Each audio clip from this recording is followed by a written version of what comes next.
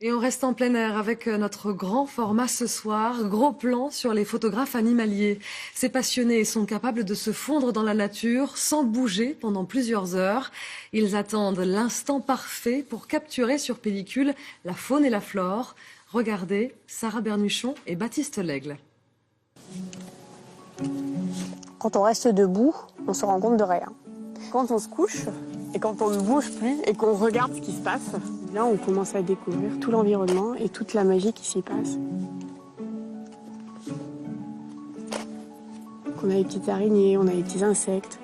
Et souvent il y a plein de choses qui se passent et qui arrivent vers nous plutôt qu'on aille nous les chercher. Donc c'est quelque chose que j'aime beaucoup.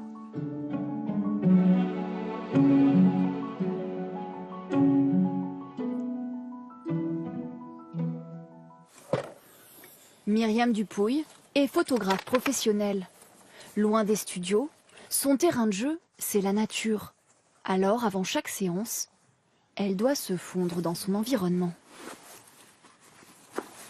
Pour passer le plus inaperçu possible, il ne faut pas sortir de la douche, il ne faut pas s'être aspergé de parfum. Tout dépend de ce que... Oui. Opération camouflage pour approcher les animaux. Quand je vais photographier les cerfs, les chevreuils, je vais aller me mettre dessous et ça va me servir à me fondre dans la nature et à casser ma forme. Le filet, si vous vous fondez dans la nature, donc dans les branchages, etc., vous cache l'appareil photo.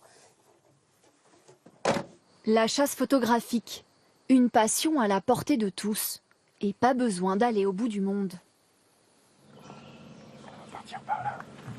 Dans ce parc forestier de Rambouillet, ces amateurs ont payé 80 € pour s'initier à la photo animalière. Donc là, on essaye d'avancer le plus silencieusement possible, en essayant d'être le plus discret, les pas légers, comme si on avait des œufs sous les pieds.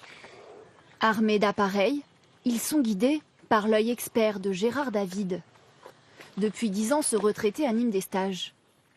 En Afrique ou en France, il est à l'affût du moindre indice.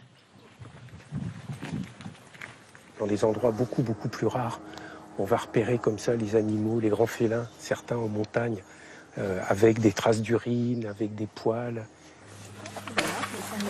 Sanglier qui passe. Première rencontre. Mais pour photographier les sangliers, c'est raté. Si vous rentrez dans sa zone de quiétude, dans sa zone de tranquillité, en fait, il va s'enfuir. C'est ce qui s'est passé. Denis Breton, informaticien passionné de nature, a loué 120 € de matériel pour ce stage. Au bout d'une heure, il peut le rentabiliser. Enfin, du moins, essayer. Vous avez des jolies photos. Non, pas trop. C'est le premier stage. C'est pas facile. C'est pas facile du tout, non. Vous avez l'impression d'être un peu un paparazzi, là, comme ça. Un petit peu, ouais. Mais bon, quand c'est des animaux, c'est moins désagréable. Ça passe pas dans les magazines People, c'est pas grave. Il faudra des kilomètres de marche. Et des heures de patience pour quelques clichés réussis. Mais vivre de cette passion reste rare.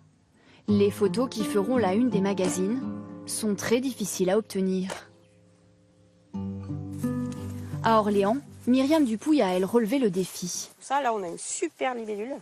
Il y a 1 an, cette professeure d'anglais a démissionné pour se consacrer à sa passion, à côté de chez elle.